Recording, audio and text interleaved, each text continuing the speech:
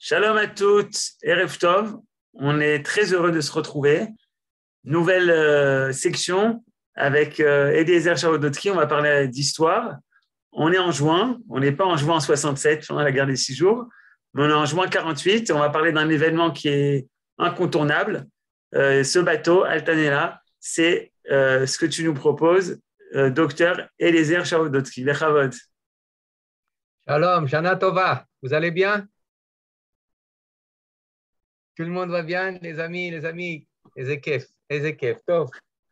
Vous savez, chez nous, l'histoire, ce n'est jamais que de l'histoire. Notre histoire, on la revit chaque fois à un autre niveau. Ça monte en spirale. Et puis chaque fois, on se retrouve devant les mêmes dilemmes, mais dans un autre cas de figure. Devant les mêmes, ou peut-être pas forcément les mêmes, mais des situations qui ressemblent à ce que notre peuple a vécu il y a 25, 50, 70 ans et bien 3000 ans, devant des situations qui ressemblent, mais chaque fois à un autre niveau. Un autre niveau de Géoula, peut-être un autre niveau de conscience. Et c'est pour ça que l'histoire, pour nous, elle est toujours très pertinente, notre histoire. Elle a toujours beaucoup de choses à nous dire, beaucoup plus que juste ne serait-ce qu'une conception théorique, académique de ce qui s'est passé en des temps révolus, une époque qui nous intéresse uniquement pour progresser dans la hiérarchie académique de l'université ou bien pour enrichir notre savoir, etc., etc. Et je pense que l'un des moments les plus pertinents, eh bien, c'est l'affaire de l'Altalena, qui est une guerre fratricide, ou presque, qui représente l'autre face de la guerre d'indépendance. On était véritablement à deux doigts que notre guerre victorieuse d'indépendance ne se transforme en bain de sang où des Juifs s'entretuent, alors que les Arabes sont à nos portes, comme l'a dit Menachem Begin, dans un discours qu'on va voir. Et si on prend en considération le fait que Altalena est devenu, comment dire, un nom générique pour traiter d'une situation de guerre fratricide, mais qui revient, c'est-à-dire c'est pas pour rien que aujourd'hui, dans certains journaux, c'est pas trop difficile de deviner lesquels, eh bien, le scénario de guerre fratricide est presque devenu un souhait, est presque devenu un vœu pour que ce soit vis-à-vis des habitants de Judée-Samarie, que ce soit vis-à-vis des Haredim,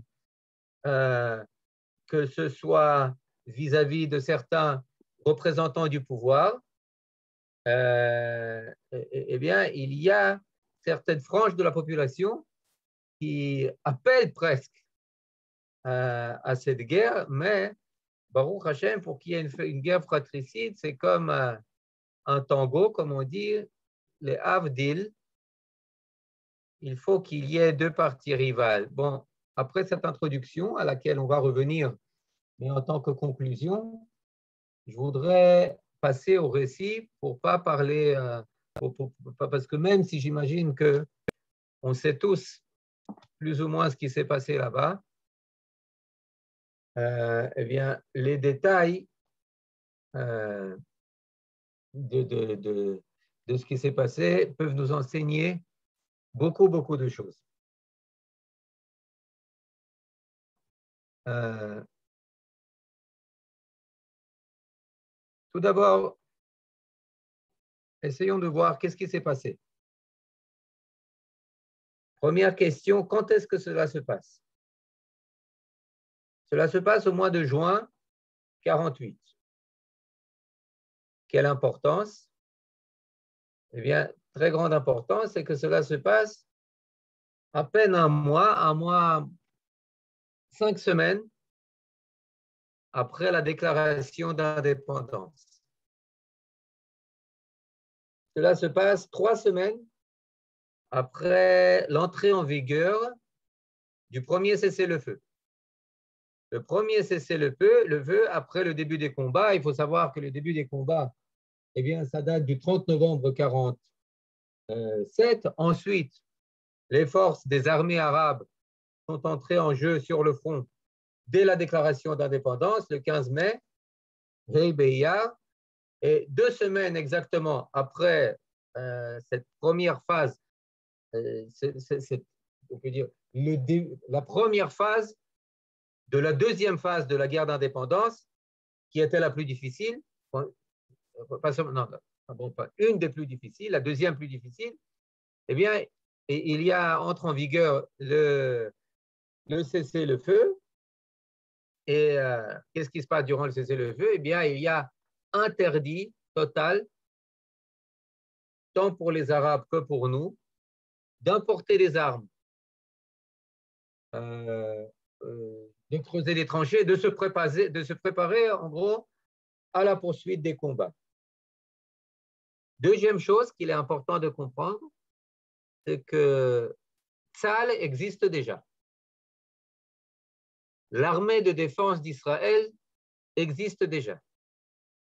Elle a été intégrée par, entre autres, le Hetzel de Menachem Begin, Irgun Tzva'i Leumi. Le 31 mai est votée la loi sur Tzahal, la fondation de Tzahal.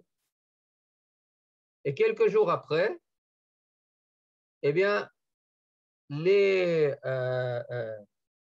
gens du Hetzel changent d'uniforme, enlèvent leur uniforme de Hetzel et mettent les habits de l'armée de défense d'Israël.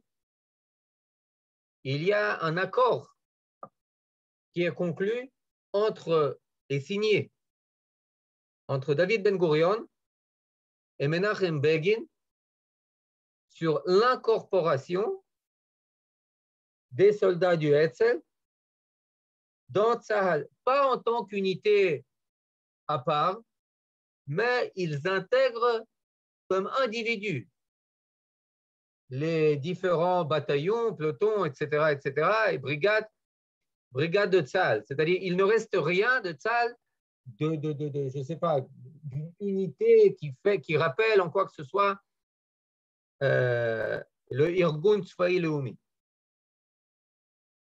Cela se passe partout, sauf à un endroit.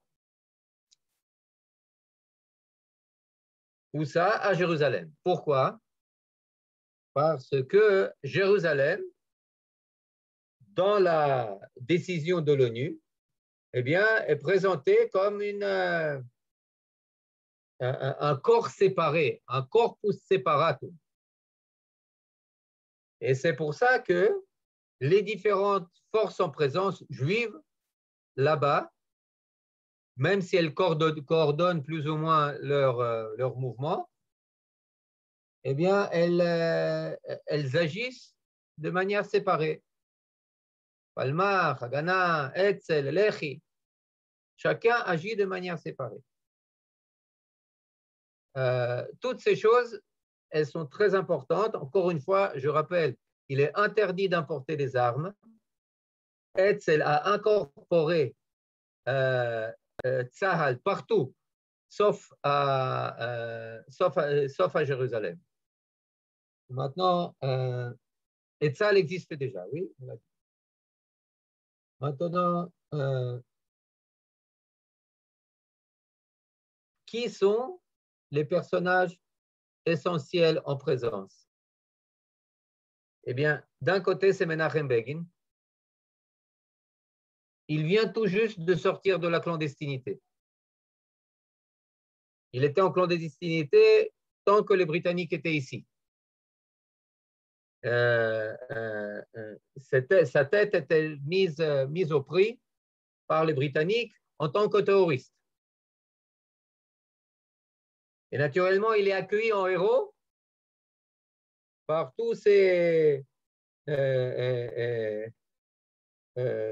comment dire, par toute sa famille, dans le sens large du terme, Mishpacha Lochemet, comme il dit, la famille combattante, tous les gens du Hetzel, tous les combattants.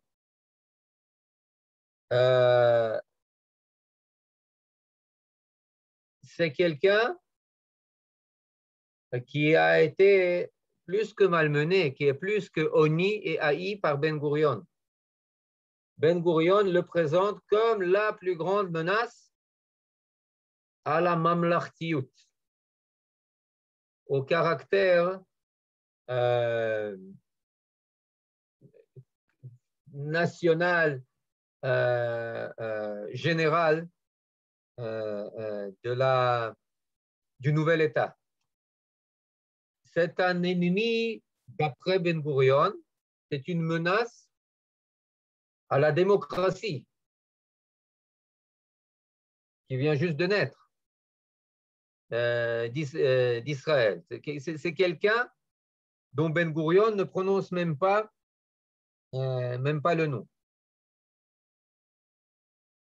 Donc d'un côté, on a Begin, d'un autre côté, on a Ben Gurion qui, même si les élections n'ont pas encore eu lieu, de fait, c'est le chef du gouvernement provisoire. C'est le premier ministre en devenir. C'est celui qui est au-dessus, c'est le ministre de la Défense. C'est véritablement le dirigeant de l'armée. Même si naturellement, au-dessous, il y a Galiadine, il y a Israël Galil, il y a tous les officiers, toute l'armée, mais c'est lui qui est à la tête de tout, de tout cela. C'est lui qui est à la tête de Tzal. D'autres personnages qui sont d'importance, eh bien, c'est Israël Galil. Et pourquoi est-ce qu'il est important? Parce que c'est lui qui mène les négociations entre Begin et Ben Gurion. À quel sujet il mène les négociations? Au sujet de Altalen. Au sujet du paquebot Altalen. Maintenant, on a vu les forces en présence. Essayons un peu de voir au niveau micro, d'agrandir la résolution, comme on dit. Qu'est-ce que c'est l'Altalen? Tout d'abord, c'est quoi ce nom? Altalen.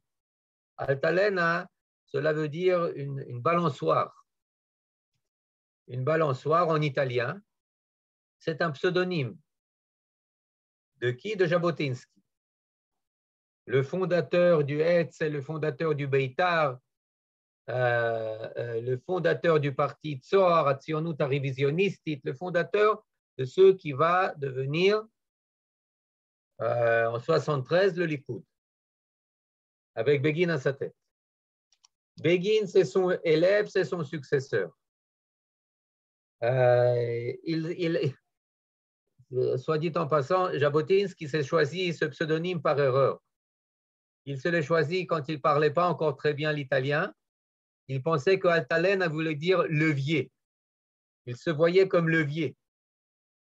Mais à vrai dire, Altalen en italien, ça veut dire balançoire. Nadneda, laquelle se balancent les enfants.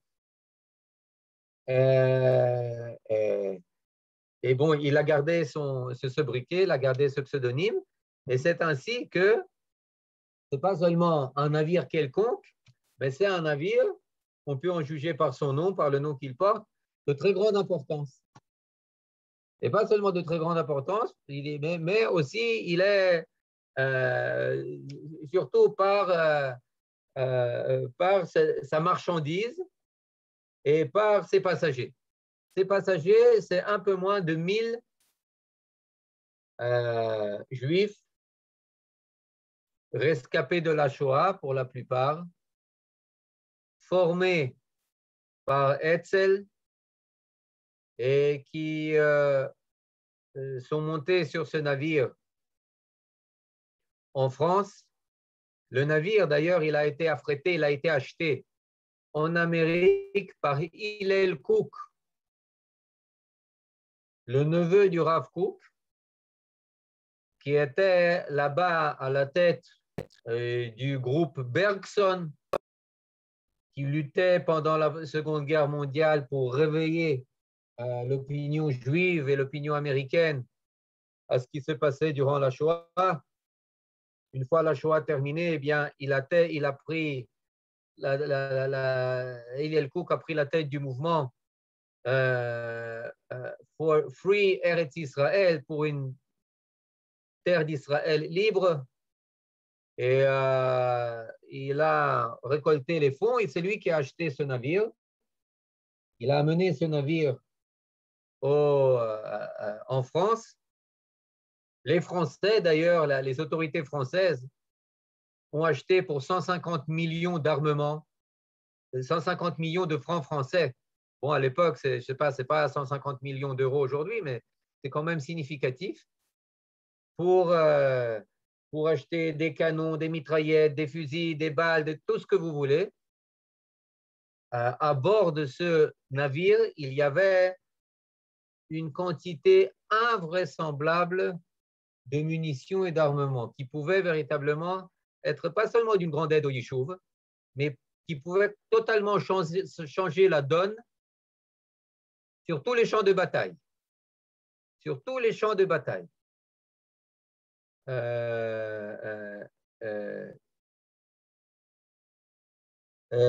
Voilà, ça c'est une première chose. Bon, premier problème avec le navire, c'est qu'il prend son départ des côtes françaises avec un mois de retard.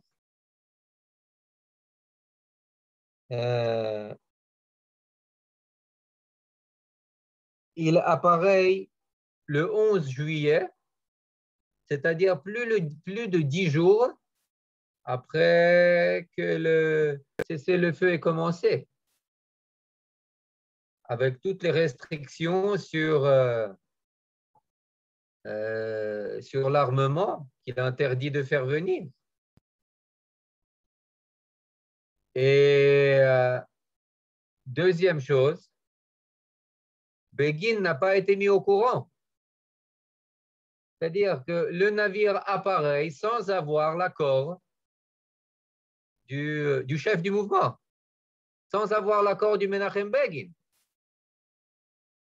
Begin apprend que l'Altalène a appareillé par la BBC. Il est naturellement au courant de l'existence de l'Altalène. Mais qu'elle ait pris la mer, qu'elle ait prise la mer, eh bien ça, il l'apprend par la BBC. Ben Gurion aimait toujours écouter la BBC. Il écoutait ses émissions même avant de se rendre à la synagogue. C'est avec la BBC qu'il se réveillait. Et il essaye de joindre par tous les moyens possibles et imaginables le navire. Il n'arrive pas. Aucun contact. Eliyahu Lankin, le commandant du bateau, on va le voir dans un film que je vais vous faire voir dans quelques moments. Et il dit non, je n'ai reçu aucun message. Aucun message. Ce qui fait que le navire, avec ses 940 passagers,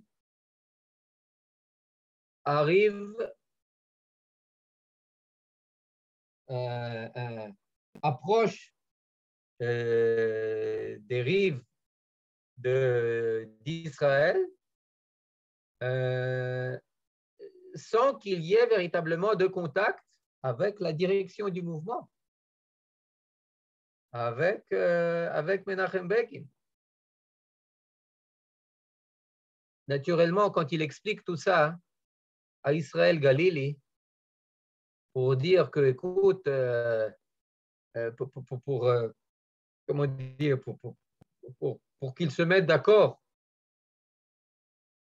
sur la manière d'accueillir ce navire, eh bien, compte tenu du niveau de méfiance et du manque absolu de confiance entre les deux camps rivaux de la droite et de la gauche, eh bien, c'est très difficile de faire passer le message.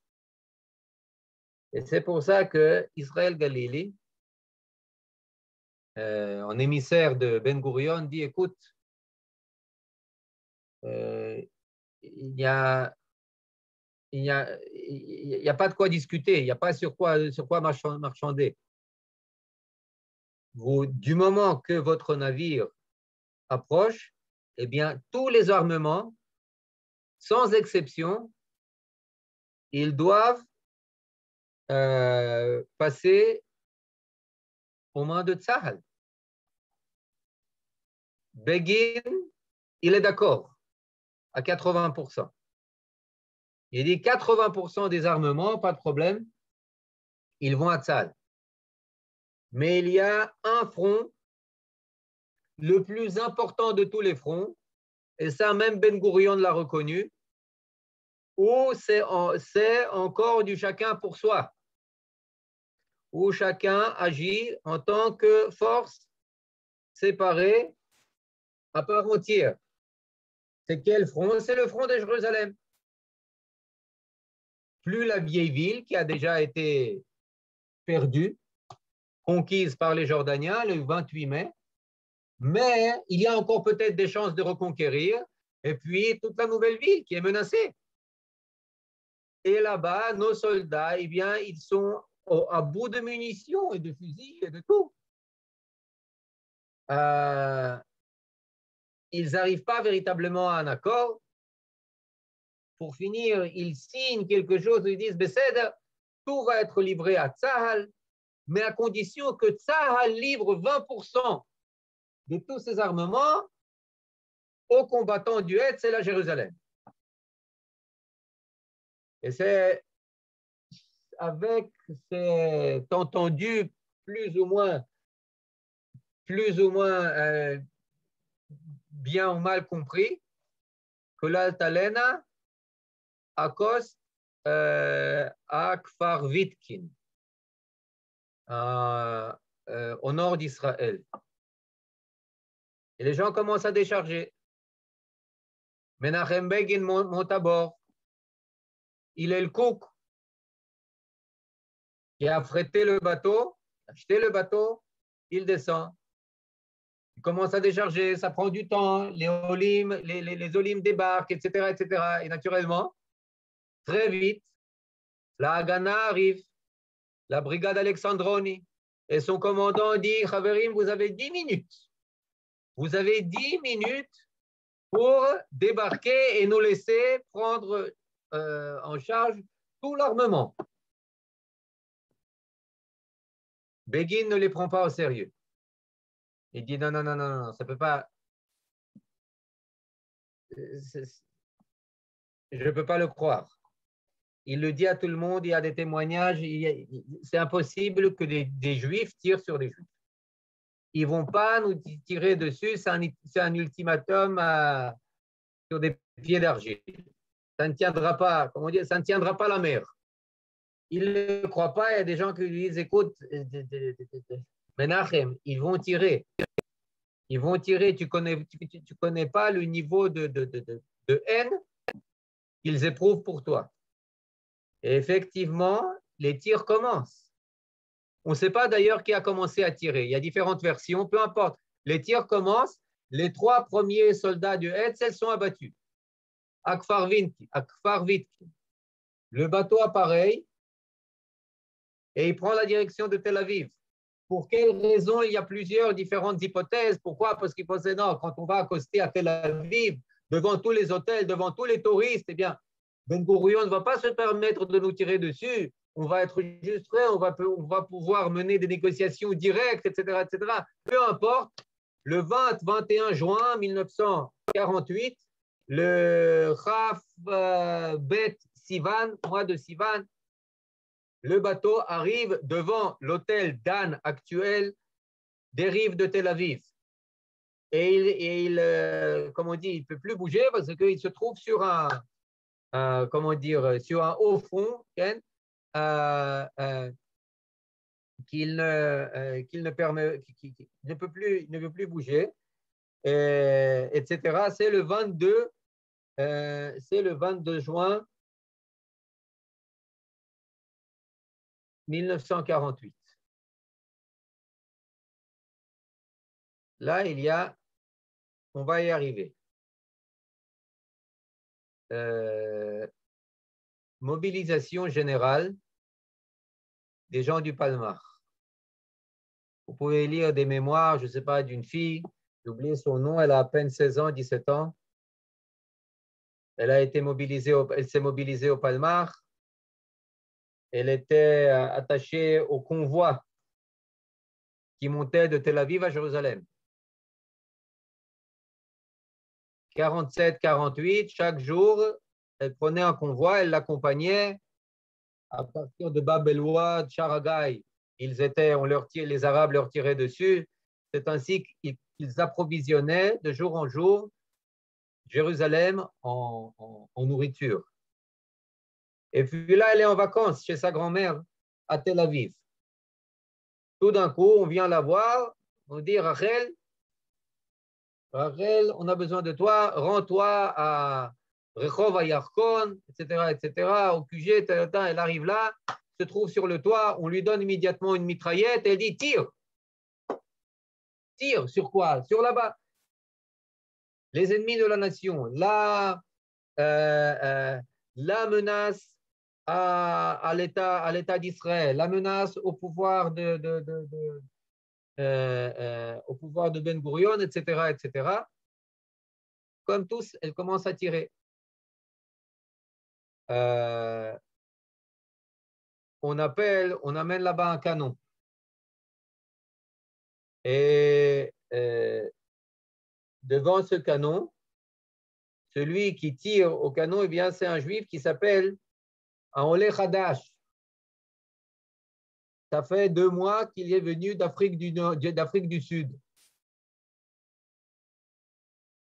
Il va être un futur prix d'Israël, il va recevoir un prix d'Israël pour la littérature. Il va devenir prof de littérature. Là, il est tout jeune. Je ne sais pas quel est le niveau au quel point il est informé, son niveau d'hébreu. On lui dit, tire. C'est lui qui doit actionner le canon. On lui dit, tire, Kadima. Il dit, non, je n'ai pas fait mon alia pour tirer sur des juifs. Je n'ai pas fait mon alia pour tirer sur des juifs. Effectivement, avant cela, Ben Gurion a fait appel aux forces de l'air. Les forces de l'air, à l'époque, c'était à plus de 90% des gens du Mahal, Mitnadvei Chutz La'aretz, des Américains, des Français, des Juifs qui sont venus là-bas et disaient non, non, non, non, non, non, non. Nous sommes venus ici pour combattre les Arabes, pas pour combattre les Juifs. Ils ont refusé d'obtempérer. Ensuite, ils se sont adressés à des goïms, des pilotes de l'air goïm. On dit non, non, non, non, non. On n'est pas venu ici pour combattre les Juifs après la Shoah. On est venu pour combattre leurs ennemis. Alors, ils se sont adressés, pour finir, pas d'avion. Alors, Hillel Delski refuse. Pour finir, on lui force la main et dit non, non, tu ne peux pas refuser. Il tire. Premier coup, ça rate. Deuxième coup, ça rate. Troisième coup, ça approche, mais ça rate. Quatrième coup, boum. Sur la Altalène, il y a Menachem Begin. Il y a Eliyahu Lankin. Il y a Abraham Stavsky qui a été accusé il y a 15 ans du meurtre de Chaim Arlozorov. À ce même endroit, exactement à ce même endroit. Il y a encore des dizaines et des dizaines de soldats du Hetzel qui sont là. Et il y a surtout des tonnes et des dizaines de tonnes de munitions. qui peuvent exploser.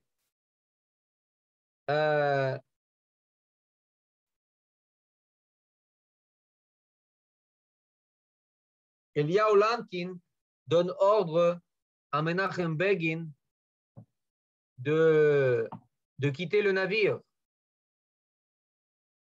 Menachem Begin refuse. Il dit non, je ne peux pas laisser un navire en flammes, etc. Mais Eliyahu Lamkin dit non, non, c'est moi le commandant, tu vas quitter le navire. Je ne sais pas nager. Begin ne savait pas nager. Alors on le met dans un bateau, etc. Et puis il accoste, et on lui tire dessus parce que les gens du Palmar savent que Begin est dessus. Est à bord, bien entendu, il ne le voit pas directement, mais il tire même après que le drapeau blanc ait été levé. Même après que les gens aient sauté à l'eau, ils sont en train d'essayer de se sauver à la nage. Il ne tire pas seulement sur le Altalène, il tire sur les gens qui sont déjà à la mer, désarmés. Begin arrive sur la plage. Il ne voit presque rien parce qu'il a perdu ses lunettes. Il est ébloui, il est effaré, il est perdu, il est pourchassé pour la énième fois de sa vie. D'abord, c'était en Pologne.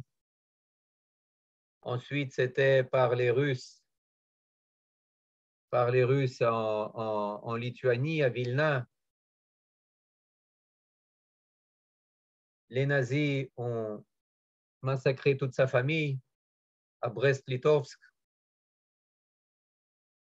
Ensuite, il a été dans un camp à Pechora, un camp de travail forcé, 41 à 42.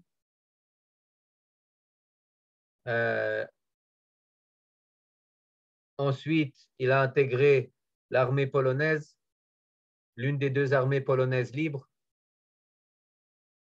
Il l'a quitté, il est venu en Eretz Israël. Il est devenu le commandant du Hetzel et immédiatement entré en clandestinité, pourchassé par les Juifs, épousant différentes identités. Rav Sassover se cachant à Tel Aviv, ailleurs. Ensuite, pourchassé par ses propres frères durant la saison, par les gens de la Haganah, par les gens du Palmar. Et maintenant, quelques jours après qu'il ait pu sortir de la clandestinité, finalement, Baruch Hashem, eh bien, il est encore une fois, pas seulement pourchassé, mais chassé, encore une fois, par ses frères.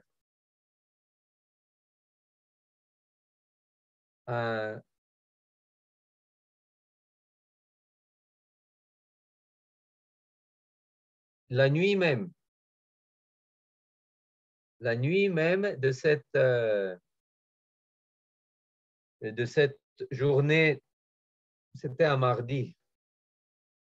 Donc, la nuit de mardi à mercredi, du 22 au 23 juin 1948, il parle à la radio Kol Tzion Alochemet, la voix de Sion combattante. Et c'est un discours qui dure près d'une heure. J'ai essayé de le trouver, je ne l'ai pas trouvé. Peut-être qu'il existe, si quelqu'un le sait, je serais vrai. Et il y a un autre discours. Alors, je vais vous faire juste pour l'impression, etc. Je vais vous donner un discours prononcé par Begin à peine un mois avant cela. Vous savez, il y avait la déclaration d'indépendance de Ben Gurion et il y avait la déclaration d'indépendance de Menachem Begin.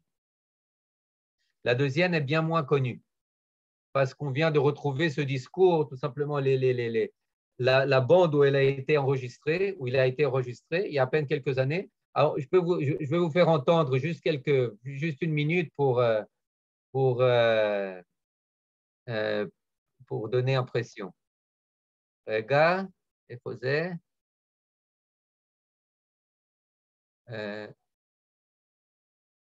Voilà. Vous voyez?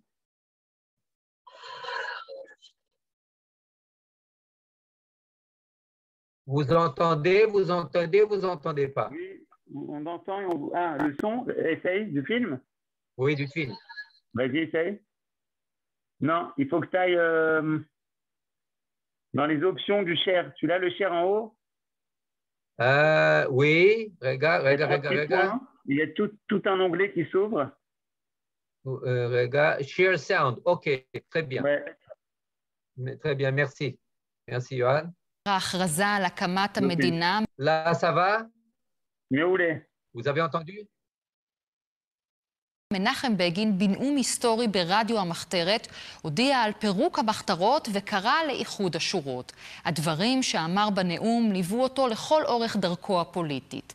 כעת ההקלטה הנדירה עומדת למכירה בסכום של יותר $250,000. הערב אנחנו חושפים אותה לראשונה בכתבה של יאיר שרקי. אזרחי המולדת העברית, חיילי ישראל, נוער עברי, אחיותיי ואחיי בציון. מקץ שנים רבות של מלחמה במחתרת, של רדיפות ועינויים, עינויי גוף ונפש, מתייצבים לפניכם המורדים במלכות הרשע, כשברכת הודיה בפיהם ותפילה למרום בליבם. זה היה נאומו האחרון של מנחם בגין ברדיו המחתרת כל ציון הלוחמת. הקלטה היסטורית שבמשך 70 שנה נחשבה אבודה. Vous avez entendu, c'est bon? Oui, oui, Eliezer, on entend. Là, vous voyez Menachem Begin, 15 mai 1948. Yair Sher qui a dit que c'était son dernier enregistrement. Visiblement, c'est le dernier sur lequel on a pu mettre la main. Je n'ai pas entendu s'il y a, parce qu'il y avait un enregistrement, il y avait l'émission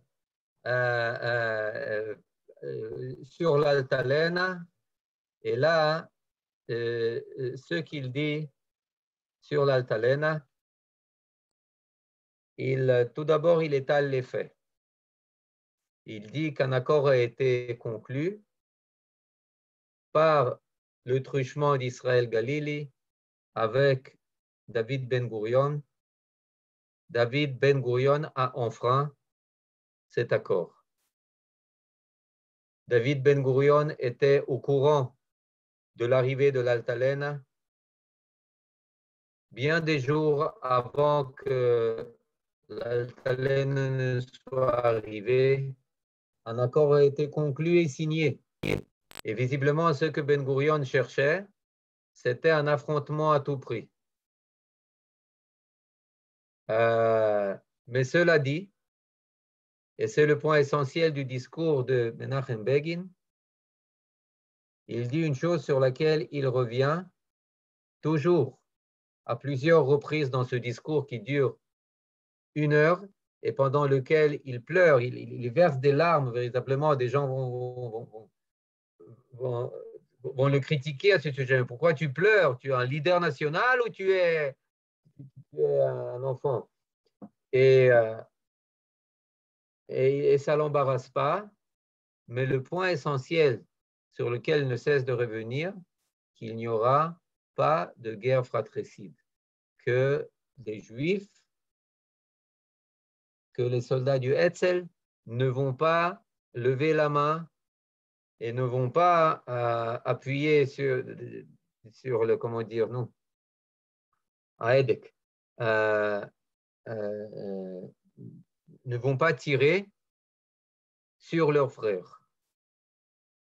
Et c'est ainsi que c'est véritablement le fil qui traverse tout le discours. Et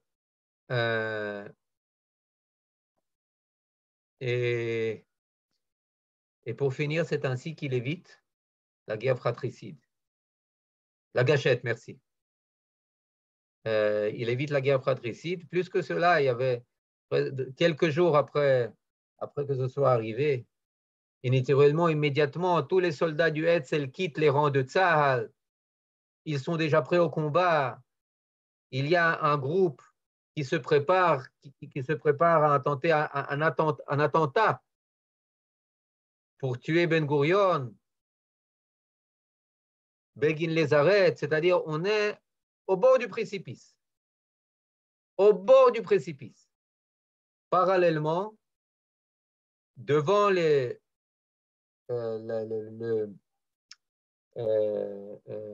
gouvernement provisoire parce que les élections n'auront lieu qu'en janvier 1949, on est en juin 1948, devant le gouvernement provisoire, David Ben Gurion livre son récit des événements. Il présente Ben Gurion comme menace, comme quelqu'un qui est le rachat, qui est un danger, qui est un danger à la mamlartiout, qui veut, qui est à la tête d'une milice privée, qui n'obéit pas à la discipline, comment dire, du jour de l'État. Quelqu'un qui doit être extirpé, pas seulement vaincu, mais dont les racines doivent être extirpées de la terre d'Israël. Quelle force s'oppose? Oui, les forces de l'État, gouvernées par David Ben Gurion, avec avant tout la Haganah et surtout le Palmach, et d'un autre côté le Hetzel, dirigé par Menachem Begin.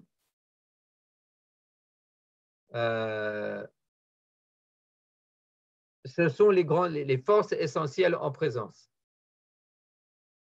Et dans ce discours,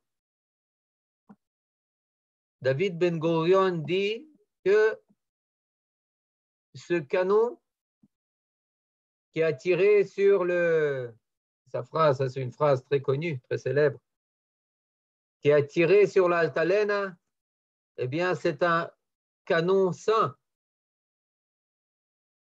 Et si le temple de Jérusalem devait être construit, eh bien ce totar, ce canon, devrait être placé à côté du temple.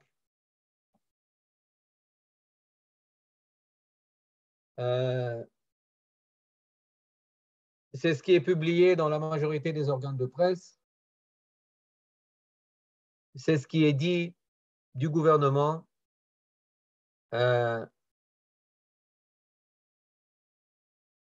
Menachem Begin est présenté comme le fauteur de troubles, comme celui qui menace la souveraineté juive qui vient d'être acquise, comme celui qui est le fauteur de la guerre fratricide, ou de la presque guerre fratricide. Ça va prendre beaucoup d'années et beaucoup de décennies pour prendre la mesure de ce qui s'est réellement passé et pour comprendre que Menachem Begin, dans cet affrontement, eh bien, elle a tout simplement sauvé la patrie. En s'abstenant de répondre et en s'abstenant de donner le feu vert à ces combattants qui étaient prêts à réagir et prêts à tirer. Il l'a fait pendant la saison, surtout en 1944, quand les gens de la Haganah et du Palmach séquestraient, prenaient en otage, torturaient même les gens du Hetzel, les livraient aux Anglais. Il leur a interdit de répondre. Et il a interdit de répondre à ces combattants aussi pendant la Altalena. Dans ces dernières années, il a dit que, pas seulement il l'a dit plusieurs fois, et c'est aussi connu que sa plus grande contribution, la chose dont il est le plus fier de toute sa carrière militaire politique, eh bien, c'est cet ordre qu'il a donné à ses soldats de ne pas réagir.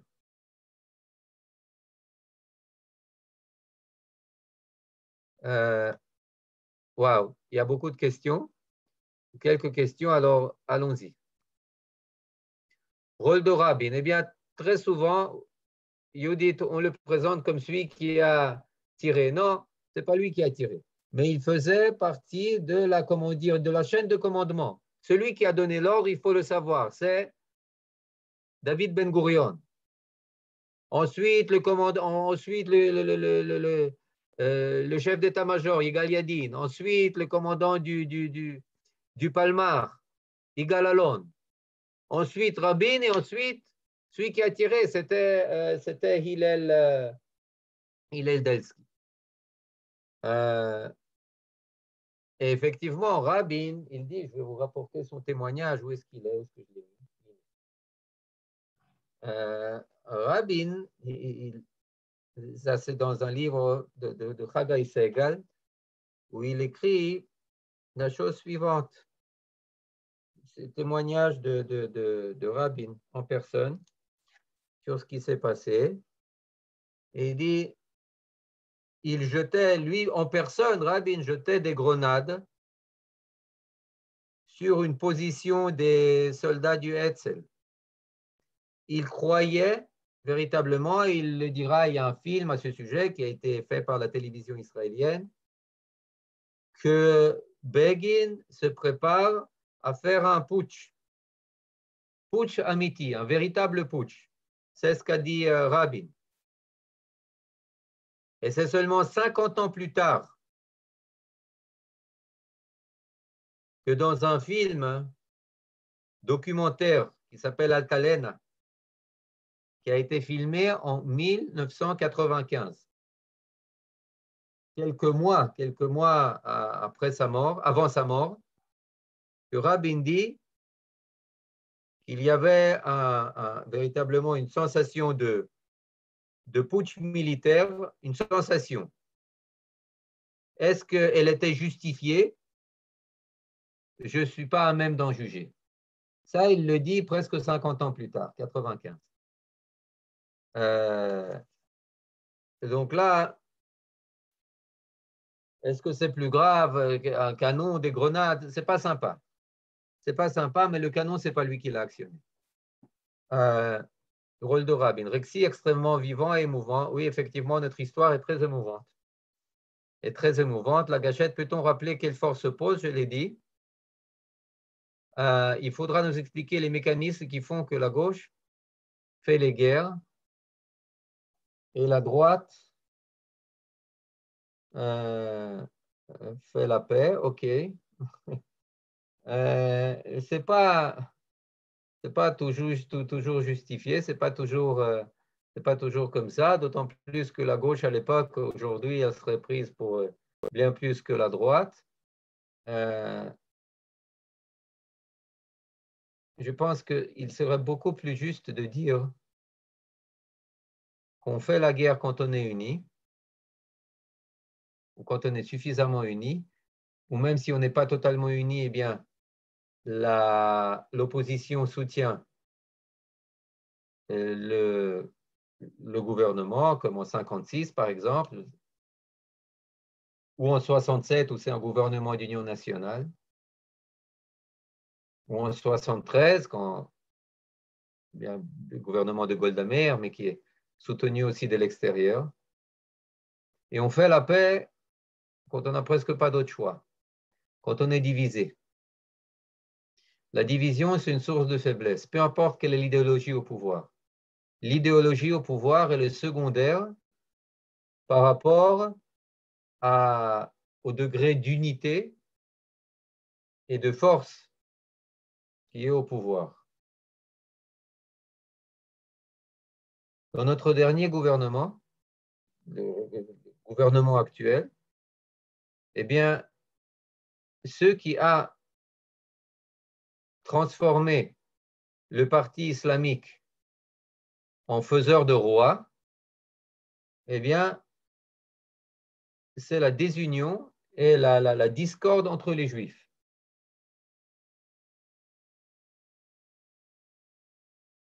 Notre haine et inconfiance des camps rivaux est plus grande que notre méfiance des gens qui sont nos ennemis les plus jurés, même s'ils s'habillent avec des costumes à l'occidental. Et c'est pour ça que quand on dit la droite fait ci, la gauche fait ça, ce n'est pas l'essentiel de l'explication. L'essentiel de l'explication, je pense que c'est que quand la gauche est au pouvoir, la droite la soutient dans la guerre.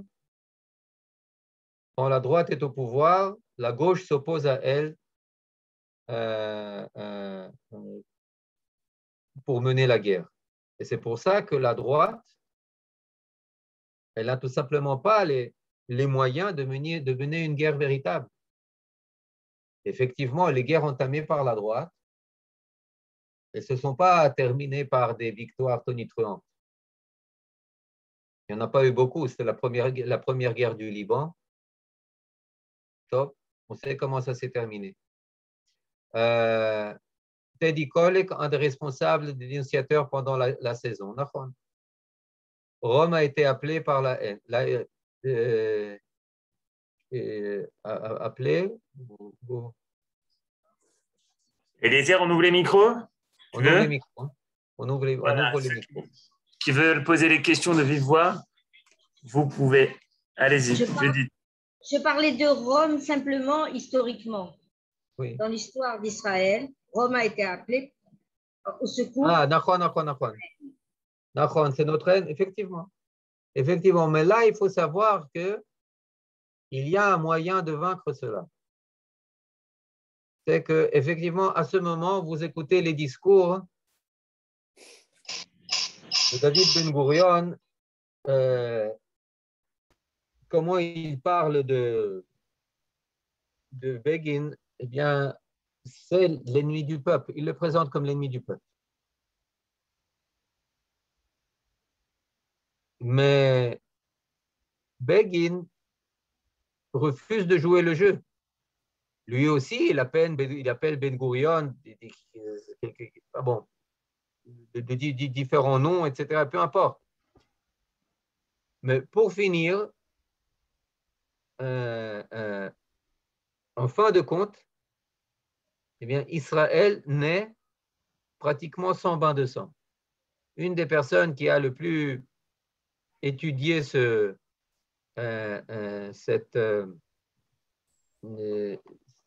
histoire avec le Altonen, c'est l'historien et journaliste israélien Shlomo Nagdimon. Et il dit effectivement, il y a dans la plupart des pays, les guerres d'indépendance étaient aussi des guerres fratricides.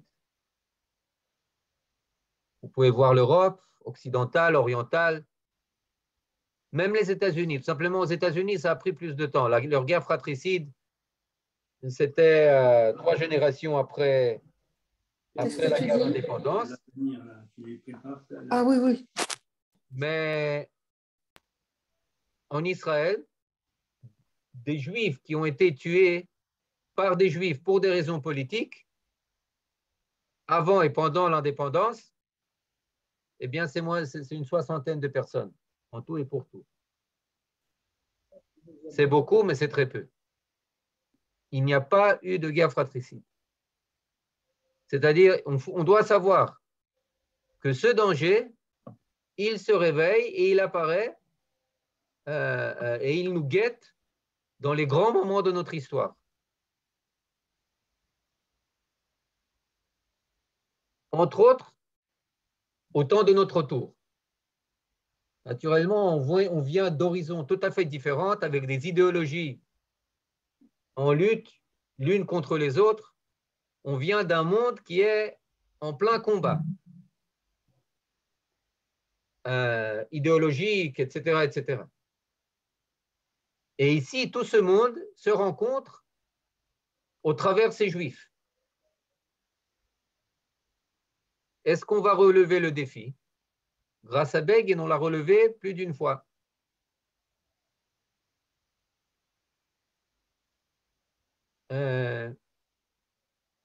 C'est-à-dire, c'est pas un déterminisme de l'histoire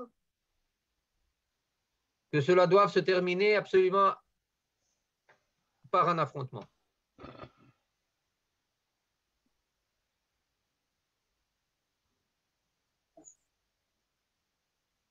Merci, Eliezer. D'autres questions, Robert? Oui. Je voulais dire simplement un témoignage. J'ai vécu cette période, ce que beaucoup d'entre vous n'ont pas vécu. J'avais 18 ans, j'étais au Bétard, et cette période d'Altalena, où les Juifs ont tiré sur des Juifs, où tout le bateau sera coulé, et que tout l'armement a été perdu.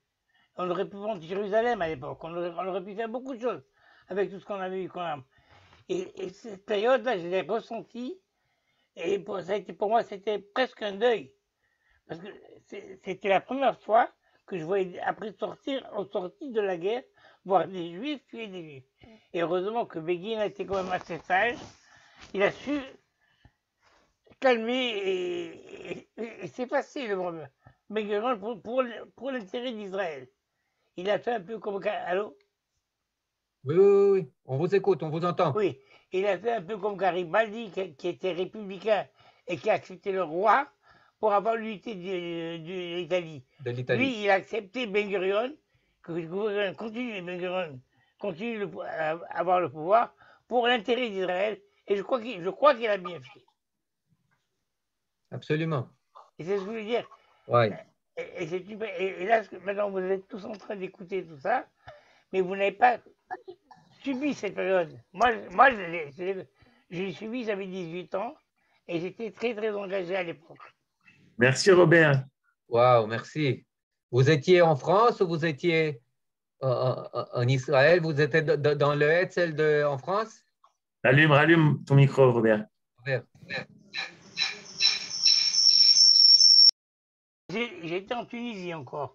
En Tunisie? En Tunisie, et le Bétard était très, très fort, était très puissant en Tunisie.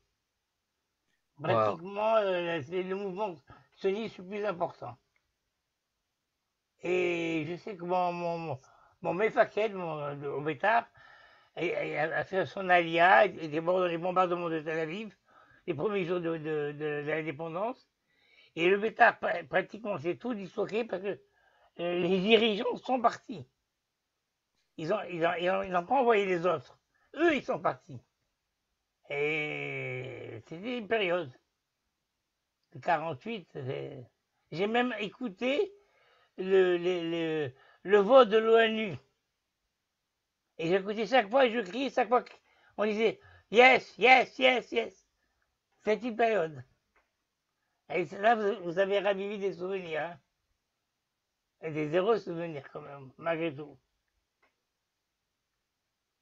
C'est tout ce que je voulais dire. Je voulais témoigner, quoi. Génial. Merci. Vas-y. Wow. Je peux pas. Nadine. Oui, si on parle de témoignage, alors moi j'ai grandi avec cette histoire de l'Altalena parce que mon grand-père faisait partie du comité qui achetait les armes pour Israël. Il faisait partie, j'ai retrouvé sa carte, il faisait partie de l'Etzel. Il a fait son nom, comment il s'appelait? Albert Staraselski, il était Natsif Bétard en France.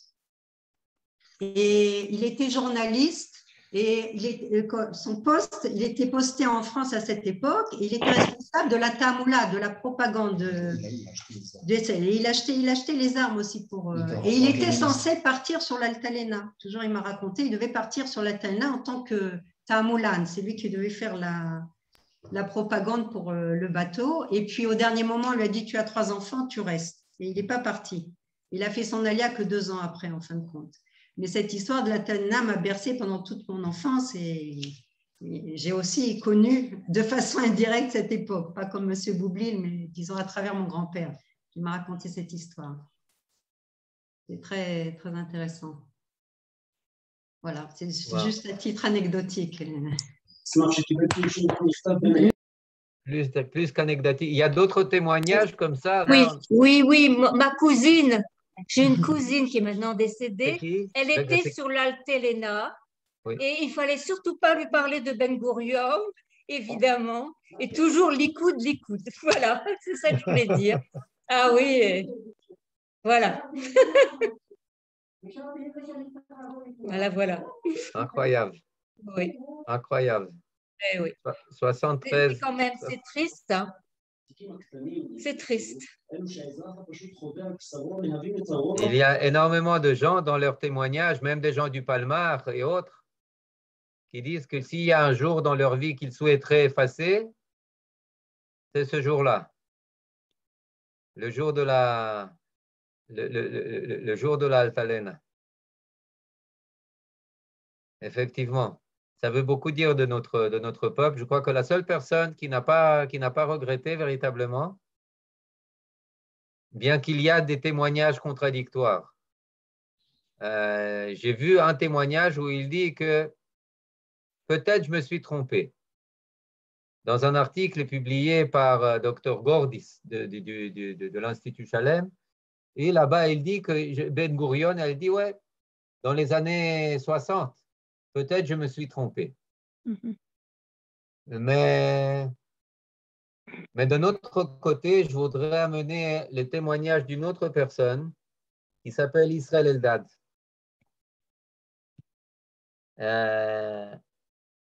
Du Lehi. Et qui a dit à ce sujet la chose suivante. Où est-ce qu'il le dit? Voilà. Il dit que Baruch Hashem, que ce n'était pas Menachem Begin qui était au pouvoir aux premières années, aux premiers jours de l'État.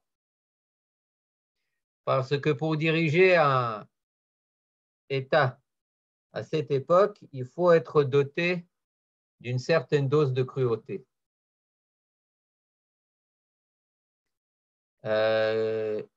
Begin n'avait pas cette dose de cruauté. Pour faire venir des millions de Juifs du Yémen, de l'Irak, du Maroc, de l'Afrique du Nord, alors que tu n'as pas de quoi les nourrir et les faire loger, il faut être cruel.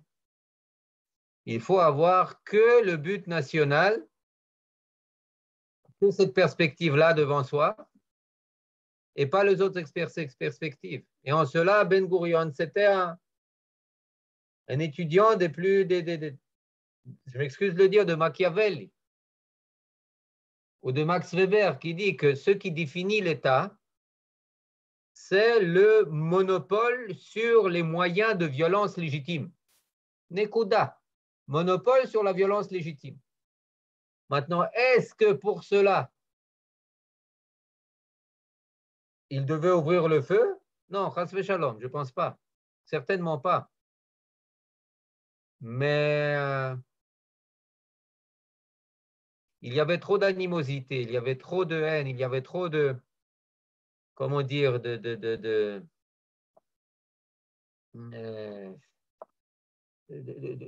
mauvais sang qui avait coulé entre ces deux rivaux pour qu'ils commencent à s'entendre juste la veille de l'affaire de la Altalena.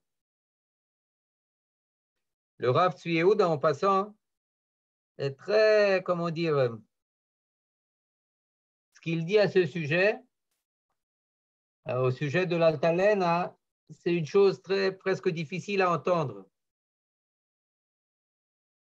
Il le présente, Ve'im b'ma'alach yisureinu, et si pendant toute la trame de nos souffrances, tout le long de notre parcours, asher baderech aliyateinu v'chazarayateinu mekomeinu, le long du parcours de notre retour sur notre terre, durant le processus de notre délivrance, si on doit passer par cette station incompréhensible, את סתר המדרגה הנוראה הזאת. Comment dire, je ne sais pas, סתר המדרגה, essayez de traduire, moi je n'ai pas les mots, של התנגשות הריגה באח, אח באח, avec ce combat fratricide בארץ עצמה ולמענה, sur notre terre et en son nom, alors נדע ונכיר את ערך מירוקם של הייסורים הללו. Eh bien qu'on apprenne à comprendre la valeur expiatoire de ces souffrances. Comprenez, c'est-à-dire, tu comprends qu'il y a quelque chose qui se passe, qui est affreux, mais... Là, pas shoot. Là, pas shoot. Vous voulez voir le film en attendant c'est quelques minutes encore. Regarde.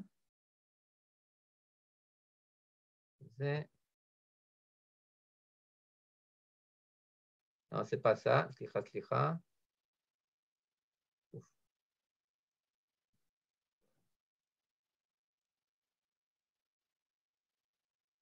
רק עותק אחד שרד, והוא זה שאנחנו שומעים כעת. בפעם הראשונה בשידור העברי. C'est pas ça que je voulais vous montrer. C'est מוצאי שבת.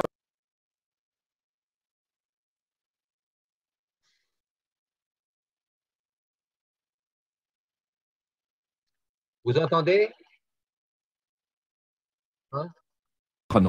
אך עד מהרה מתחוללת סערה המביאה את היריבות ביניהם לשיא חסר.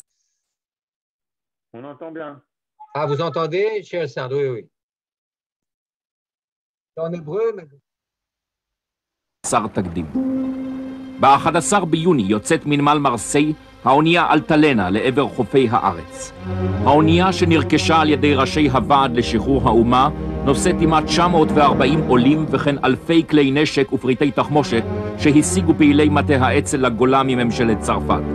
בעוד האונייה בלב ים מתנהל משא ומתן בין מנחם בגין לישראל גלילי בעניין חלוקת הנשק. מנחם בגין מבקש כי יעבירו 50% מן הנשק ללוחמי האצ"ל בירושלים המשוועים לאמצעי לחימה. הבקשה נדחית ובהוראת בן גוריון מופסק המשא ומתן. על פי תיאום מראש עם השלטונות מגיעה ב-20 ביוני אלטלנה לחוף כפר ויתקין. למרות התיאום מראש, כוחות צה"ל המוזעקים למקום פותחים באש על אנשי האצ"ל. 3 אנשי אצ"ל נהרגים. בדרישותיו של מנחם בגין רואה בן גוריון הוכחה לכוונה למרוד כביכול בשלטון החוקי של המדינה. כך מכינים מרד, כשמדווחים מראש שאנחנו באים, וכשבאים למקום שהם קבעו לנו, כל הנשק היה ארוז בארגזים, כפי שקיבלנו אותו מהצרפתים, מגורז. אתה מתאר לכל ישראלי יודע מה זאת אומרת לנקות רובה שבא מבית חרושת מלא גריז. זה צריך הרי להכין לקראת מרד, כך מביאים את הנשק. בוקר ה-22 ביוני, אלטלנה נחלצת מן ההסגר שהוטל עליה ומגיעה לחוף פרישמן בתל אביב. מכאן מקווה מנחם בגין שעלה על סיפון האונייה עוד בחוף כפר ויתקין להידבר עם השלטונות. בישיבת הממשלה הזמנית מצליח בן גוריון להעביר החלטה שעיקריה אי ניהול משא ומתן בעניין חלוקת הנשק והיתר להפעלת כוח במקרה הצורך. סירות עמוסות בנשק הנשלחות מן האונייה לעבר החוף נתקלות שוב באש חיילי צה"ל. 4 אנשי אצ"ל נוספים נהרגים ו10 נפצעים. הדרמה בחוף תל אביב הולכת ומסתבכת. השעה 17:00.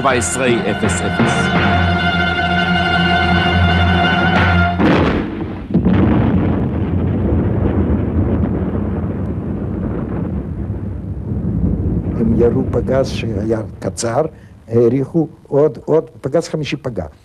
הקפטן של האונייה, מונרו פיין, ואני נשארנו עד שהורידו את כולם, גם את בגין לא רצה לרדת עד שכמעט בפה הורדנו אותו. ושם פעם ראשונה אני אמרתי לו שאני פה המפקד ואני מצווה אליך לרדת. אז כשהורידו את כולם, אז, והתחילו כבר התפוצצויות כאלה שהיה לנו חומר נפץ וכדורים ופגזים, מה לא היה שם. אז התחיל לבעור ולהתפוצץ, ממש התחילה להתפוצץ ולעוף. הפגזת האונייה נעשתה בהוראתו הישירה של בן גוריון. בשעה שתושבי תל אביב צופים בתוצאותיו העשיינות של ריב האחים, אומר בן גוריון בישיבת מועצת העם: יבורך התותח שהפציץ את האונייה הזאת. תותח זה ראוי לעמוד ליד בית המקדש אם ייבנה.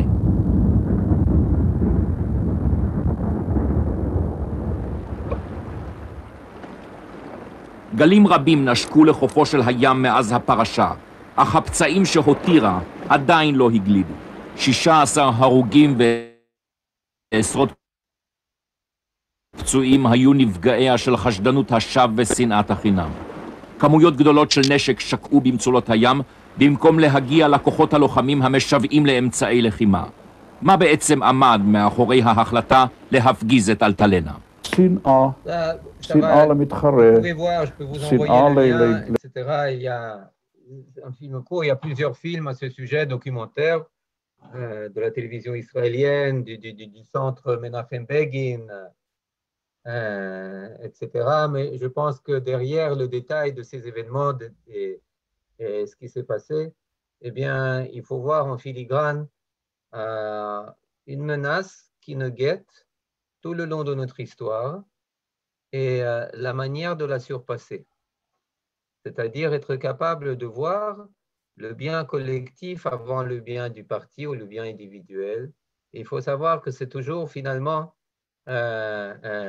des forces qui sont hostiles à notre souveraineté, au caractère juif d'Israël, qui profitent des rivalités, des guerres intestines entre les Juifs. Je pense que c'est encore pertinent aujourd'hui.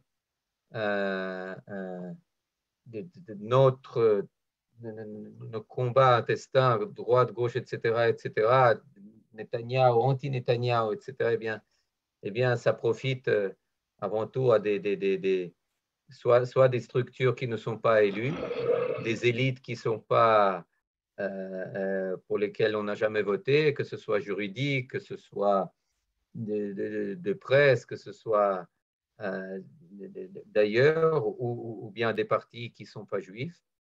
Et c'est pour ça que il faut chaque fois, c'est la capacité de voir au-delà du moment, de voir Israël dans son éternité, de voir Israël dans l'au-delà de sa division entre partis, qui finalement apporte le salut et apporte la victoire à long terme. Même si à court terme, eh bien, c'est difficile. Je ne sais pas comment on fait les combattants. Ça, Don Boublil, Robert, c'est vous qui devez nous raconter comment vous avez fait pour, comment dire, pour avaler plus que cette couleuvre, parce qu'en plus de cela, Begin, après cela, pendant des années, il était présenté comme un véritable bouc émissaire, comme un ennemi de la loi, de la démocratie, de la souveraineté juive, de l'Israël nouveau-né, comme une menace véritable. Les articles du New York Times, du Washington Post, d'ailleurs, c'est comme ça qu'on le présentait en Israël aussi, et c'est seulement qu'après beaucoup d'eau qui ont dû couler dans le Jourdain pour qu'on ait une image véritable du rôle de Menachem Begin dans la victoire et dans le salut d'Israël. Est-ce qu'on peut poser encore une question? Je voudrais poser une question. Après tout ce qui a été dit, tout ce qui a été entendu, je n'arrive pas à comprendre quelle était la pensée de Ben Gurion. C'est-à-dire que finalement, il avait besoin d'armes, ils avaient un accord, ils savaient que Begin allait donner au moins 80%. Quel était le but de tout ça? C'est difficile à comprendre. Le manque d'armes, le déficit d'armes était perçu par lui comme un danger secondaire par rapport au danger de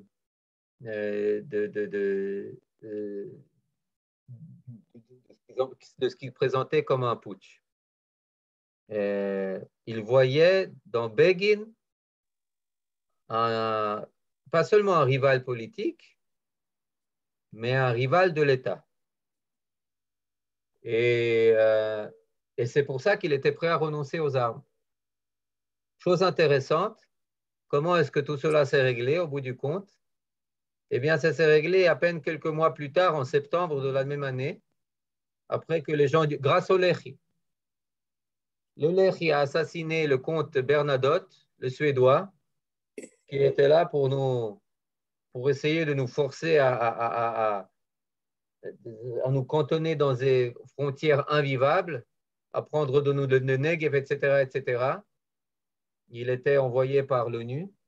Ils l'ont assassiné à Jérusalem. Ça a servi de prétexte à Ben Gurion pour désarmer les gens du Lehi et par la même occasion, désarmer les gens du Hetzel. Et là, Ben Gurion, Begin, Menachem Begin, personne n'a rien dit et tout le monde a réintégré le Tzva Hagana l'Israël. Merci Eliezer pour la dernière question qui a été posée. Et je renvoie à une conférence que tu as donnée avec Midreshet Yehuda. Il y a longtemps, tu avais fait les personnages et tu avais donné une bonne conférence sur Ben Gurion et sur sa chita, sur sa méthode. Et c'est ce que tu as expliqué ici, finalement. Il y a encore une question, je crois. Je voudrais faire une réflexion. Forcément, tout ce qui est arrivé, c'est très regrettable. Il y a toujours la haine aussi entre tous les partis. Mais à la base, quand Israël a été déclaré indépendant et que Tsahal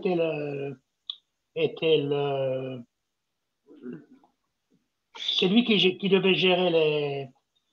Vous m'entendez? Oui, oui, oui. Qui devait gérer tous les problèmes.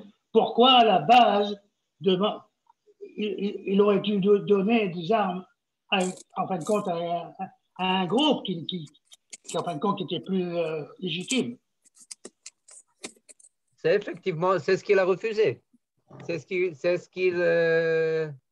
Non, c'est-à-dire, juridiquement, c'était normal. Je veux dire, tout ce qui s'est passé après, c'est regrettable. C'est aussi que chez Begin a refusé de répondre. C'était bien. Mais à la base, le problème était que tous les armes devaient aller à Tzahal, et pas une partie. Ceux qui devaient défendre à Jérusalem, c'était Tzahal, pas une milice, pas un groupe. Non, mais c'est ça, à Jérusalem, il n'y avait pas encore Tzahal. À Jérusalem, c'était encore des milices. C'était pas des milices, c'était des armées. Oui, des groupes armés. Des groupes armés différents. Des mercenaires. Non, pas des mercenaires. Non, des juifs. Non. Des juifs, des juifs, Palma, Hagana, Hetzel, Lehi. D'accord. Non, pas des mercenaires. Mais pourquoi Tsahal n'était pas là-bas? Parce que dans la décision de l'ONU, Jérusalem était présenté comme corpus separatum. Ce n'était pas c'est un corps séparé. Ça ne devait pas faire partie ni de l'État arabe ni de l'État juif. Vous comprenez? Donc là, naturellement, au niveau juridique, vous parliez du niveau juridique, eh bien, Begin avait, en tant que juriste en plus, eh bien, il avait sur quoi s'appuyer. Il avait des arguments. Encore un mot, s'il vous plaît. Pardon? Oui, Robert. Oui, je me rappelle maintenant que je crois qu'il y avait une question d'embargo également, parce que l'ONU avait voté un embargo, et Ben-Gurion voulait montrer au monde entier qu'Israël respectait le... Alors, il y avait deux possibilités. D'un côté, il craignait un coup d'État de Begin. D'ailleurs, quand j'ai voyagé en 1955 en Israël, j'avais fait mon premier voyage en bateau, et les gens ils me disaient, Begin, c'est la démagogie. Pour eux, Begin, c'était pas du tout... c'est quelque chose qui est hors circuit. C'est de la démagogie. C'est de la blague. Ils rêvent, quoi. Alors, on va clôturer avec la dernière question de Daniel, qui nous dit comme ça, est-ce que, Eliezer, tu penses que le fait qu'au Gush Katif, pendant le Girouche, les rabbins n'ont pas appelé au Sirouf Pkouda? Est-ce que c'était justement une peur de guerre civile? Bon, je pense que tout d'abord, il y a des rabbins qui ont dit que Sirouf Pkouda, c'est légitime. Il y avait une marloquette entre les rabbins. Mais là où ils étaient unanimes, c'était l'interdiction de lever la main sur les soldats de Tzahal. Là, il y avait une unanimité. Sirouf Pkouda, je pense que c'est d'ailleurs une position tout à fait légitime. C'est pas, tu commences pas une guerre civile par le fait que tu refuses d'obtempérer. Au contraire, c'est peut-être même une des armes démocratiques. Quand tu reçois un ordre qui est légitime, un ordre qui est scélérat, une loi scélérate, comme on dit, eh bien non, je n'obtempère pas. Mais effectivement, il y avait peut-être un surplus de mamlartiyut et par méfiance, par crainte que cela ne dérive, que cela ne dérape, etc. Mais oui, effectivement, c'est pas pour rien que le récit, d'ailleurs, pendant Gush Katif, il y a eu un mouvement de maires et de grands-mères qui a été formé, qui s'appelait, je crois, la Cœur de la mer, Liba Shel Ima, des maires de tous bords politiques pour l'unité, etc. Et puis, il y avait là-bas, entre autres, ces personnes qui faisaient partie du Palmar en 48, en juin 48, des mères religieuses, non religieuses, etc. Donc, c'est aussi un mouvement, il est assez peu connu, mais qui existait aussi la veille de Gush Katif. Merci beaucoup, Eliezer, pour ce cours passionnant. Et merci à vous tous pour vos réactions. C'était une belle rentrée. Ouais, les témoignages, maman, merci beaucoup. Merci beaucoup.